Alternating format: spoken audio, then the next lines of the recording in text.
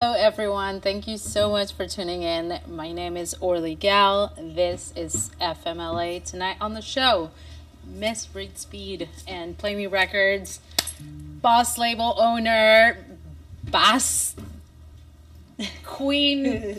I don't know how to call it, but I'm so excited to have you on the show. Thank you so much for coming, making the time. I know you're busy. Busy bee. Yeah, thank you so much for having me. It's a pleasure to be here. I want to get into it. I want to know about, well, I think there's so much media out about Reid Speed, and I mean, if you Google, you can find some stuff out. But I want to know about your journey from New York to California. I mean, I was just like a young raver, and I was just part of the early drum and bass scene in New York. And after September 11th happened, it was just a really like dark time in New York, and everything was kind of shut down, and I had just met my husband. And so I was like, I'll move to LA.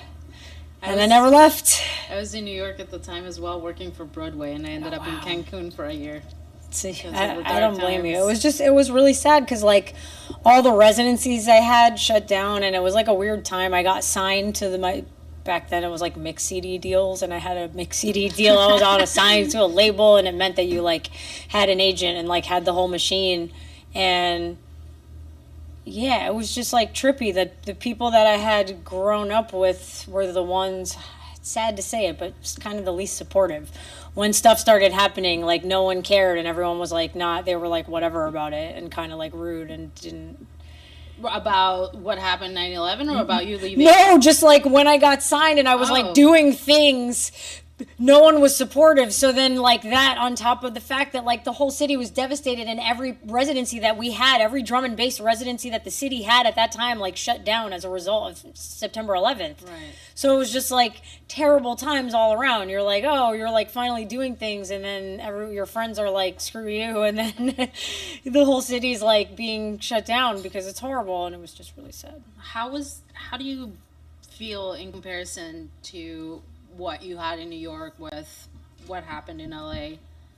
I mean, it's just, you can't really compare. It's just, No, it's as far part as of the scene, the as far as, journey, like- you know? Like, the scene in New York was different back then, but it was just a different time, you know? I don't know what the scene was like in LA then, because I wasn't here You then. started the scene in LA, as far as I'm... No, I had nothing to do with that. Oh my God, that's like blasphemy. Like, the people who really started the scene would be very upset to hear that. Okay, I think you very much belong in the beginnings of the drum and bass scene in the Los Angeles area. I respectfully have to disagree with that. I'm sorry. There's like, I was very late to being here, so like, yeah. How was it for you to move and start in the scene? I mean, there's a great scene here, so like I was already kind of getting booked here before I moved here, and then when I moved here, it was just like cool. I met people, and it was dope, and there's a dope scene here, and it's like thriving, and I would say LA has like the strongest drum and bass scene in America right now, and also probably for the longest time it's had the most consistent. Like there were times where New York had more, or like even some other places like Denver or Seattle, but LA has always been consistently. I lived a little bit of it in Chicago. Oh yeah, there was like some good nights there, but I wouldn't. Chicago's not really a drum and bass city. Chicago's not really... People like fight hard for it there. Yeah, it's more of a house city, I would say. But there's like junglist soldiers everywhere. We're just all like fighting the good fight to spread the drum and bass. How did you get into the bass scene? Like in general, what was the moment that you were like, that's my genre? At my first rave, when I was like standing in the speakers, and I was like, oh my God, this is like what I was meant to do with my entire life. How old were you? Like 15. I was in Colorado. I was like tumultuous times of life. And I just ended up at this rave. Well, I had been to raves before, but I didn't like them. But the first time I enjoyed what happened, that was like the first rave I went to in Colorado. It was super magical. It was like a map point to like a thing in the middle of nowhere. Like you could never have found this if you weren't looking really hard for it. And yeah, it was like all house and techno at first, I think. And then at like 4 a.m, DJ Dan came on, and it was break beats. And I was like, oh, that's the one. Do you remember the track? No, I just remember it was DJ Dan playing, like, that he came on and the whole sound changed, like, from everything. I had been straight four on the floor the whole night, and then it was broken beats, and I had never heard, like, break beats as a thing, like a featured thing of life, and it was like, that's the thing. Have you met DJ Dan? Yeah. Have you worked with him? Yeah. How was the first time you met him? Oh, he's great. He's fantastic. He's a great dude. How was it for you, though? Honestly, I can't remember. I don't remember the first time I ever met him. It's funny, I remember one of the first interviews I ever did, they asked me something, and I was like, I used to go to raves and stand in front of Frankie Bones, was like my favorite DJ, and like I would go and I would steal the glow sticks from Party City, and I would go in front of Frankie Bones with my 12 pairs of glow sticks to give him like a super special light show. And like when I first met him, he was like, you have so much balls to like say something like that in an interview. Like most people are trying to come out and be some like this fucking thing. Like they're too cool to admit that they would have ever done that. And you just were like, whatever. You're like, I'm so proud of this moment. And I'm like, I am. He was so great. That's what makes you become who you are now. Yeah. I mean, you know, you don't know back then. You just think that like, oh, my contribution, it's really gonna like, he's gonna understand how wonderful the thing he's doing for us is because I'm giving him this light show. So you feel like people do that for you? Sometimes. I mean, that's a common thing at raves. Like, people like to glove. Gloving's like a huge, like, industry now. No, but like people coming to you to show you. Oh, no, I haven't really, I don't know if I have experienced that personally in that way where, like, I feel that. Well, it's also harder to get into parties nowadays because you have to be of a certain age. Back in the day. It's just like not the thing. Like doing the glow stick thing just like went out of fashion, and now it's like whatever, and the things and the other things and all the things that they do with their things, you know. The things. The pashminas and the, what do you call it, with the cup with the ball thing. And the like fire hooping and the spinning the balls and like, I don't know. We go to different types of raves. Tell me about Play Me Records. How did you guys get started? Play Me was founded in 2009. I had a friend, Mark Subsonic, who was doing really well with drum and bass label, and he approached me because his distributor had approached him about doing like an alternate, like an electro house, maybe dubstep kind of thing, and he didn't really want anything to do with it, but was keen to make some money off of it. Was like, you want to like do all the work and I'll just kind of do the back end shit? And I was like, yeah. And then didn't really work out with him, but the distributor, I guess, liked what we were doing, and they were like, well, you can just keep doing this. Like, for, like, he's not gonna... He went his own separate way, and then we had a label since then, and, like, that was like, when we did Be Rich, who used to be with Trouble and Bass, was, like... I was, like, friends with those guys back then, and he did a remix for us, and it super popped off. It was at the beginning of dubstep, and it was just, like, we had a moment, and, like... From that point, we were just kind of got to help define what became the North American, like, dubstep, bro-step, heavy bass music thing that, like, was hugely reviled, but also became, like, super popular. So it's pretty cool to just be a part of, like, so many moments where we signed so many artists, like, early in the day before they were, like, famous or had even developed their sound fully yet. But it's just cool to, you know, I don't know, be early to the party sometimes.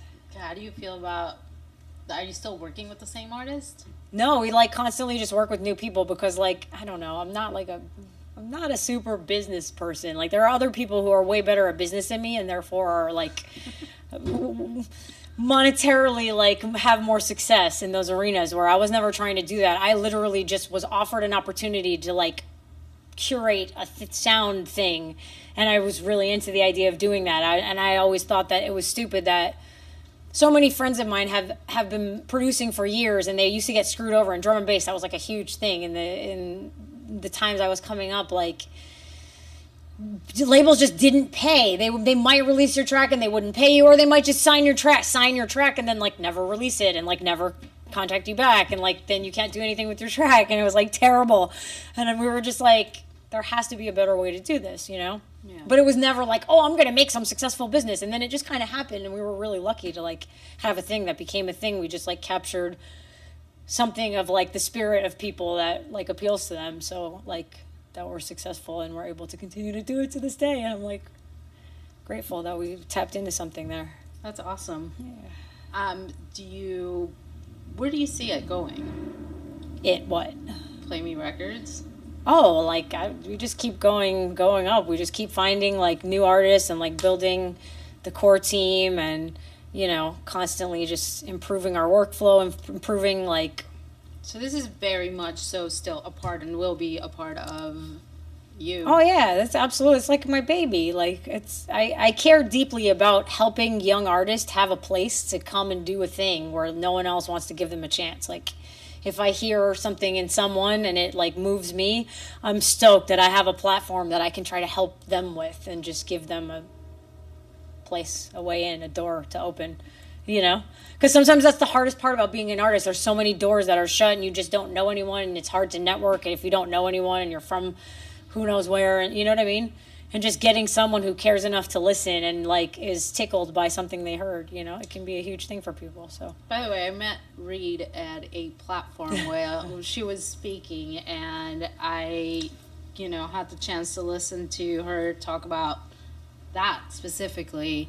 And also there was a plethora of kids, mostly, that sent in their tracks to be analyzed and torn apart, which I thought was terrifying, but so hopeful and so, like, amazing to take the time to actually still give hope to all the newbies and help out the artists that really need it. And that's why she's here, because she's an awesome human being, and I really like the way she talked, and that's why we're here today. Thanks for having me. I feel unworthy. I'm like, oh, you say such nice things about me. Thank you. I want to know how you're feeling about the future of drum and bass in LA. Oh, I think drum and bass is, like, just having, like, a really great time right now, and it's just, things are so exciting for drum and bass right now. There's really never been higher quality of releases, events, like cross-continental support. You know, UK labeled, historically only UK labels have finally embraced American artists, and, like, there's more women getting involved. Like, it's just really all around a great time for drum and bass. Like, events wise in LA, there's never been more drum and bass events, like, to choose from on, like, a weekly basis. I've never seen I'm, like, super sheltered, I guess. It's like different scenes don't mix. They don't, because it's everything's so genre-fied and genre specific that it's not. Back in the day, you would go to a rave and there would be 10 different DJs and they'd all play different genres of music, and that was totally cool. Everyone was down for that. Yeah, nowadays but like the next DJ's playing what? Yeah, people would be, and the time that people get away with that is at festivals now. It's just like old school raves, but on this massive scale where it's just, like, overwhelming, and not in that good way, like in the way we're used to be able to safely get lost. Like, those days are gone, and now you have to, like, be on guard, and, like, I don't know. It's like a different landscape out there. You can't just, it's not like a free and, like, happy place. So it's just like another part of commercialized society if you're going to, like, a big festival. So it's, I don't know. There's still, like, underground stuff out there where you can find those vibes, but you won't find that with 10 different artists. You'll only find that with your one genre now. You know what I mean? Unless it's like a warehouse party for a specific event where they've, like, curated it for this thing, you know, which all those things exist too. What is I believe you mentioned you are playing a show on Saturday? Oh yeah, Saturdays in Vegas. It's, like, called Santa's Twerk Shop, and it's, like, myself and Soothslayer. She's another drum and bass artist, a resident of Insomniac here in LA, like, doing badass things. Playing the show in Vegas. Oh, I wanted to talk to you about that first show you took in LA, TV show with Jamie Kennedy. Yes. Yeah, I don't know. That was just, like, a stupid thing where that was a TV DJing had a moment, and I got cast to be a TV DJ for, like, this show, and it was really stupid what I did, but it was an awesome experience. Like, you just stand there and, like, pretend that you're DJing, and then someone, like, edits in the track that you supposedly played. I was like, okay. I thought that was hilarious. Yeah, it was pretty hilarious. It was super funny. It was a good experience. I don't know. It wasn't like a real DJ experience, but I don't know. I used to play some weird events because of that. I used to get booked at like random movie premiere type of things, and people would be like asking me to make them drinks or like to check their code or whatever, and I'm like, I don't know. That's back in the day. But I'm like, why would they even book me? I'm gonna try to play some weird like bass music at these things. It's pretty awesome. Yeah, those are some good times. Been through many interesting phases of dance music in the time that I've been involved, which is one of the coolest things that I feel like happy that I went through. Where do you see yourself coming in about within the next year? One never knows what the future may hold. I don't know. I have a bunch of singles coming out. I just released Ion with Dr. Apollo this past Friday, and then I released another track called Space Force on the Ram Program 100 compilation. Ram Records, one of my favorite labels. Shout out NEC. And then I have like a bunch more stuff. I have one coming on the Play Me Records 10-year compilation. Can't remember all the dates exactly. It's like either the end of the year or beginning of next year, and then like 6 more in the pipeline through March. A bunch of like really cool collabs, a bunch of stuff that's just been finished that isn't even signed yet. Like so much stuff. I think we have a track that we're gonna listen to that is unsigned at some point whenever we find it. Okay, let's see. Let's find that one. How do you find your artists, or do they find you for the label? A lot of artists find us, but a lot of artists come to us through other artists that we already really respect, that they just are like my homie like produces, and you should check them out. And right. I don't know, I'm happy. People send me stuff on Facebook. I'll check out people's demos on Facebook. I like, I'll kind of listen to most things, but we just get a lot of demos of stuff that doesn't even sound like it. So it's like helpful if people know what we do and they actually do the thing that is like what we do. That's a helpful starting point. But I'm sorry, I forgot the question. How you find your artists, what they find you, but they find you. We got an answer for that one. What is this track? This is one of those unsigned bits. It's Dr. Apollo and myself. It's called Karen. When's this coming up? Not signed yet. I should listen. Unsigned.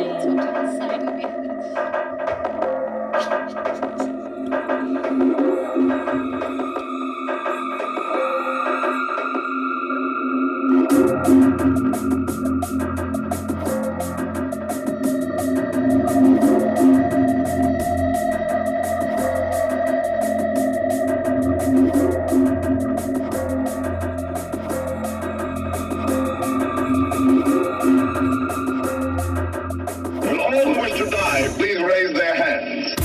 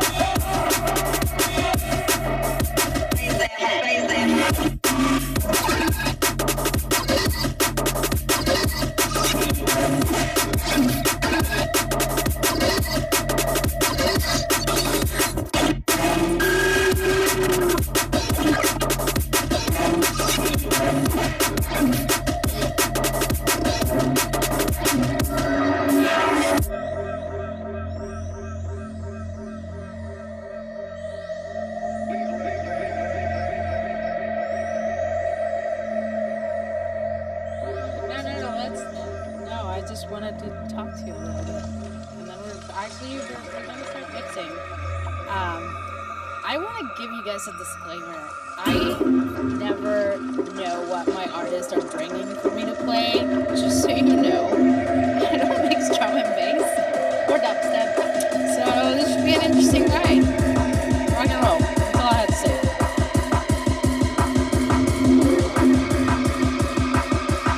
All who wish to die, please raise their hands.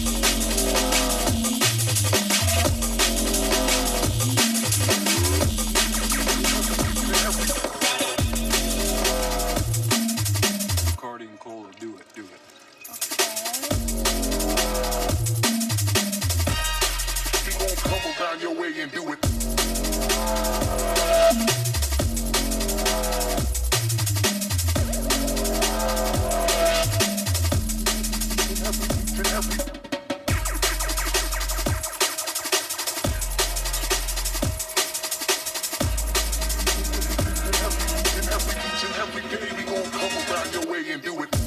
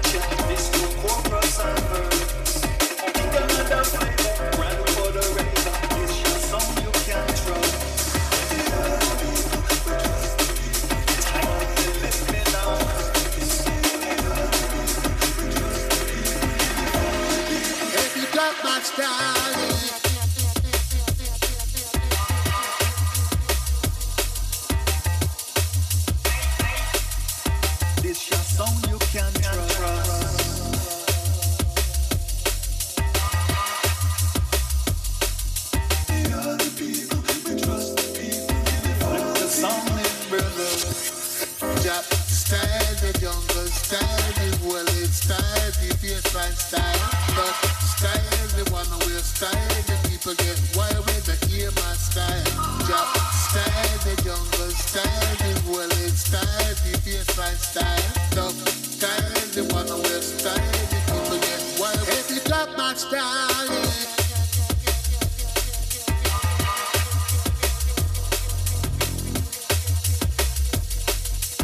This your song you can trust.